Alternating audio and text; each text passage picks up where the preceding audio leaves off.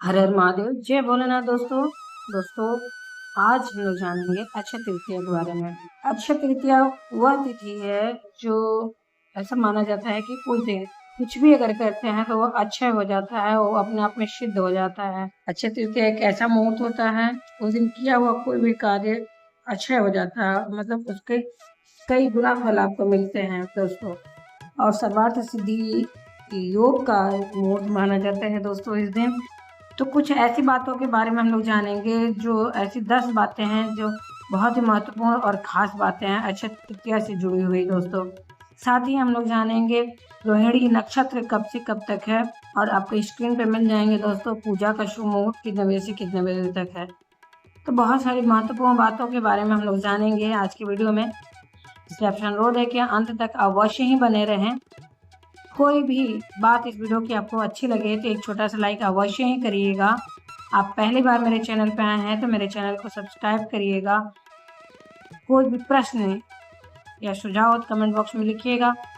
Bell notification अवश्य ही दबाइएगा जिससे कि आने वाले वीडियो आपको समय से प्राप्त हो सके दोस्तों। तो जानते हैं अक्षय तृतीया के बारे में, साल 2024 में पड़ने वाले अक्षय तृतीया के बारे में। दोस्तों अक्षय तृतीया के दिन की खरीदारी के लिए सबसे श्रेष्ठ दिन माना जाता है, सबसे शुभ दिन माना जाता है। शास्त्रों में अक्षय तृतीया को स्वयं सिद्ध मुहूर्त कहा गया है। इस दिन लोग नया घर, सोने चांदी की खरीदारी करते हैं, नई जमीन या नए ऑफिस का उद्घाटन, नया बिजनेस शुरू करते हैं दोस्तों। इस दिन सिर्फ शादी ब्याह छोड़कर सभी कार्य किए जाते हैं दोस्तों। तो वैशाख महीने की शुक्ल पक्ष की तृतीया तिथि को अक्षय तृतीया के नाम से जाना जाता है। इस साल अक्षय तृतीया शुक्रवार के दिन 10 मई को है। इस दिन लोग दीपावली और धनतेरस की तरह जमकर खरीदारी करते हैं दोस्तों, क्योंकि खरीदारी के लिए अक्षय तृतीया की तिथि शुभ मानी जाती है। इस तिथि पर सूर्य और चंद्रमा अपनी उत्तम राशि में मौजूद रहते हैं। शास्त्रों में अक्षय तृतीया की तिथि को सर्वार्थ सिद्धि या स्वयं सिद्ध मुहूर्त भी कहा जाता है। न माधव समो माशो न कृतेन युगम समम न च वेद समम शास्त्रम न तीर्थ गंगायाम समम। दोस्तों इसका अर्थ है कि वैशाख की तरह कोई माह नहीं है, सतयुग की तरह कोई युग नहीं है, और वेद की तरह कोई शास्त्र नहीं है, और गंगा की तरह कोई तीर्थ नहीं है। इसी तरह से अक्षय तृतीया की तरह कोई तिथि नहीं है। तो इसी से आप समझ सकते हैं कि कितना महत्वपूर्ण दिन है ये, कितना खास ये मुहूर्त होता है। आमतौर पर लोग अक्षय तृतीया की तिथि को खरीदारी या शुभ मांगलिक कार्यों की शुरुआत के लिए अति उत्तम मानते हैं, लेकिन अक्षय तृतीया की तिथि का महत्व केवल इतना ही नहीं है, बल्कि अक्षय तृतीया से जुड़ी कई बातें और तथ्य भी हैं, तो उनको हम लोग जानते हैं। अक्षय तृतीया की 10 महत्वपूर्ण बातों के बारे में आज की वीडियो में हम लोग जानते हैं दोस्तों। मान्यता है कि अक्षय तृतीया के दिन किए गए काम में खूब बरकत होती है और शुभ फल मिलता है, इसलिए लोग इस दिन नया व्यापार शुरू करने से लेकर जमकर खरीदारी भी करते हैं। लेकिन इस बात का ध्यान रखें कि शुभ फलों की प्राप्ति के साथ ही इस दिन अशुभ फल भी मिल सकते हैं। कहा जाता है कि अक्षय तृतीया के दिन आप जो काम करेंगे उसका फल आपको जरूर मिलेगा, इसलिए इस दिन कोई भी बुरा या गलत काम न करें, वरना इसका परिणाम भी आपको जरूर मिलेगा। अक्षय तृतीया के दिन भगवान परशुराम का जन्म हुआ। परशुराम देवताओं के 24 रूपों में से छठे अवतार माने जाते हैं। परशुराम के साथ ही अक्षय तृतीया पर ब्रह्मा जी के पुत्र अक्षय कुमार का प्राकट्य भी इसी दिन हुआ था। अक्षय तृतीया की तिथि से सतयुग, द्वापर युग और त्रेता युग की शुरुआत की गणना होती है दोस्तों। खरीदारी के साथ ही दान करने के लिए भी अक्षय तृतीया का दिन महत्वपूर्ण है, क्योंकि इस दिन को अच्छे कर्मों को संचित करने के लिए भी श्रेष्ठ माना जाता है।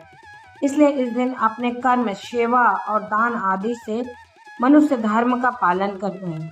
अक्षय तृतीया पे जौ का दान करना स्वर्ण दान के समान माना जाता है।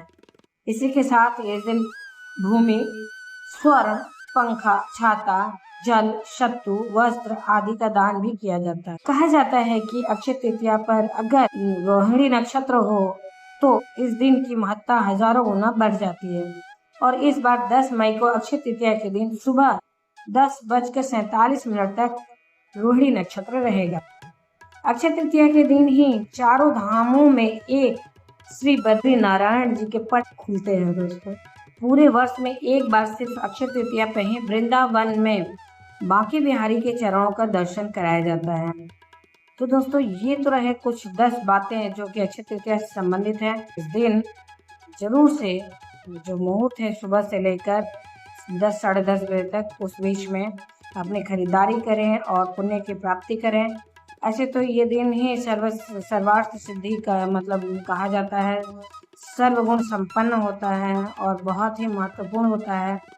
तो इस दिन आप अवश्य ही अपने पॉकेट के हिसाब से खरीदारी करें, अपने पॉकेट के हिसाब से दान करें।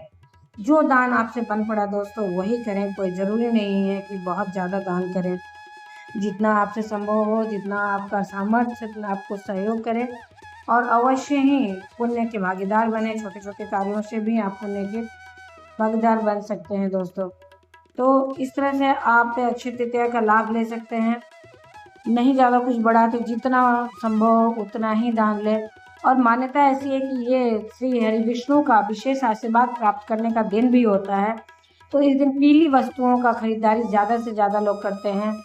तो आप अपना देख लीजिएगा, अगर स्वर्ण खरीद सकते हैं तो सोना खरीदें, नहीं तो आप इस दिन पीतल की चीज़ों को भी खरीद सकते हैं। साथ ही वो भी नहीं संभव है तो हल्दी और जौ आदि खरीद कर ज़रूर लाएं दोस्तों, क्योंकि यह दीपावली और धनतेरस की तरह ही महत्वपूर्ण दिन होता है।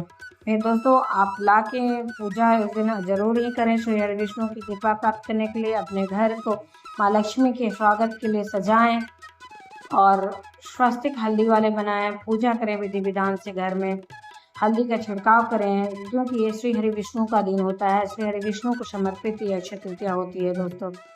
माता लक्ष्मी और श्री हरि विष्णु का आशीर्वाद प्राप्त करने का विशेष दिन होता है। तो दोस्तों उम्मीद करते हैं इस वीडियो की जानकारी आपको अच्छी और उपयोगी लगी होगी। यदि अच्छी और उपयोगी लगी एक छोटा सा लाइक अवश्य ही करिए। आप पहली बार मेरे चैनल पर आए हैं तो मेरे चैनल को सब्सक्राइब करिए, बेल नोटिफिकेशन अवश्य ही दबाइए, जिससे आने वाली वीडियो आपको समय से प्राप्त हो सके। कोई भी प्रश्न या सुझाव हो तो कमेंट बॉक्स में लिख सकते हैं दोस्तों। फिर मिलते हैं एक नए वीडियो में नई जानकारी के साथ। तब तक के लिए जय भोलेनाथ, हर हर महादेव, जय श्री हरि विष्णु। धन्यवाद दोस्तों।